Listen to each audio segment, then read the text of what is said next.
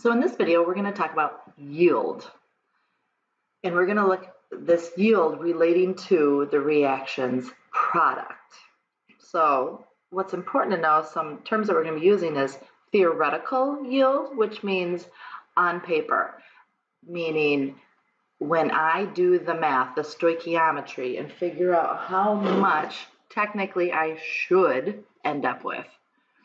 Then we have actual. How much did I actually get? Like in real life, if I'm standing at the lab table doing this reaction and weigh out on a scale in real life, what is the what is my actual scale reading? And then finding the percent of the difference between the two. So ration, like, I mean, if I ate, if the pizza came with 10 pieces and I actually ate 5 out of the 10, I ate 50%. So that's just a kind of a silly example, but you get the idea, the ration.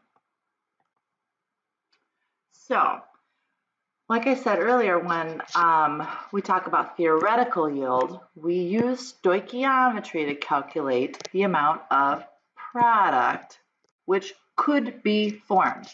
Like ideally in a perfect situation, similar to that video that I showed you earlier where we had that test tube in the flask and there was a cork on the top. And when we mixed the two together and we saw that yellow precipitate formed, then and then we set it back on the scale and the mass was the exact same. Okay, well, in a perfect world, that would happen. But we know that, let's say a chemical reaction happens and a gas is formed and we're just standing at the lab table, that gas can be lost, we'll say quote unquote lost, in the air. When that gas is released and it goes into the air, we can't capture it, therefore we can't weigh it. And then when we go to weigh our product, we might not have the exact weight of that product. So it's important that we know that. And then, like I said, we have our actual yield, which is the measured amount of collected product. And then when we find our percent, we take actual divided by our theoretical. So what did we actually get? Divided by what should we get from our stoichiometry, and then we times it by 100. So just to kind of reiterate, theoretical is what we calculate on paper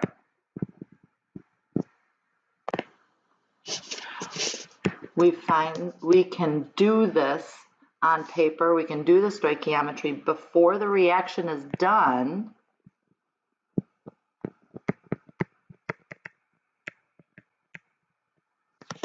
And it's really based off theory, like we said, theoretically, if our stoichiometry is correct,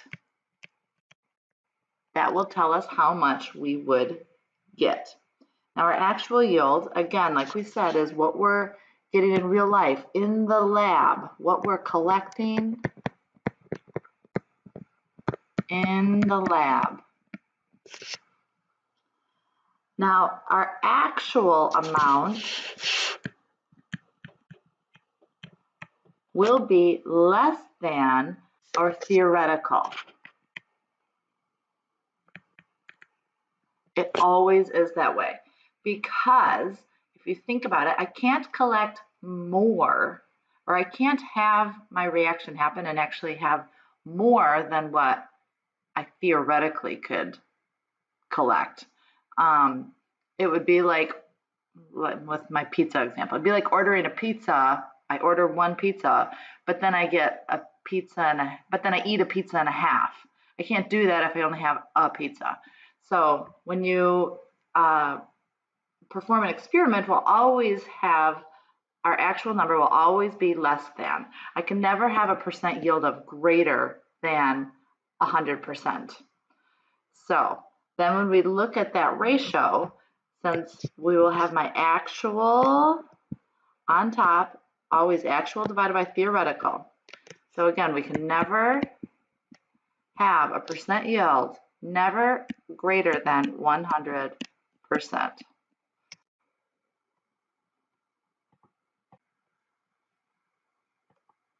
So let's do a sample problem.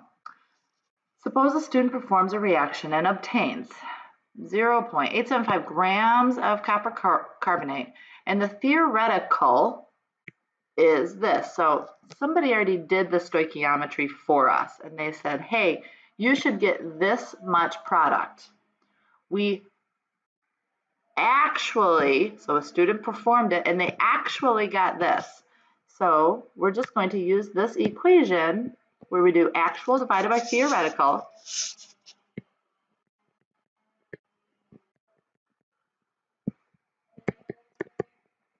And times it by 100.